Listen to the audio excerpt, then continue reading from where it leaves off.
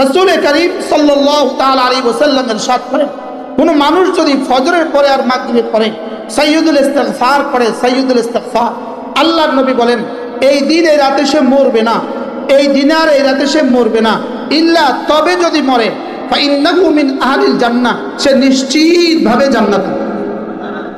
তাহলে এবার বলুন তো দেখি, সাইয়্যিদুল ইস্তিগফারটা আমাদের শিখে নেওয়ার কি পরিমাণ জরুরি, আমাদের শিখে নেওয়ার কি পরিমাণ জরুরি, আর ফজরের পরে আর মাগরিবের পরে ইহতিমাম করা কি পরিমাণ জরুরি। আমি এখন 2 ঘন্টা ওয়াজ করলাম, আজকে রাতে মরে গেলাম, নিশ্চিত জান্নাতি। কোন নবীও বলে নাই, আমাদের নবীজিও বলে নাই, লেকিন সাইয়্যিদুল ইস্তিগফার মাগরিবের পরে পড়বা আর ফজরের পরে পড়বা, লাম ইয়ামুত ফি তিলকাল লাইলা, ওই রাতে সে মরবে না, আও ফি যালিকাল ইয়াউম, ওই দিনে সে মরবে না, ইল্লা তবে যদি মরে ফাইন্নাহু মিন আহলিল জান্নাহ, সে নিশ্চিত জান্নাত।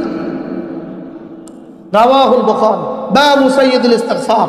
আল্লাহুম্মা আনতা রাব্বি লা ইলাহা ইল্লা আনতা খালাকতানি ওয়া আনা আবদুক ওয়া আনা আলা আহদিকা ওয়া ওয়া'দিকা মাসতাতা'তু আউযু বিকা মিন শাররি মা সানা'তু আবুউ লাকা বিনি'মাতিকা আলাইয়া ওয়া আবুউ বিযামবি ফাগফির লি ফাইন্নাহু লা ইয়াগফিরুদ যুনুবা ইল্লা আনতা।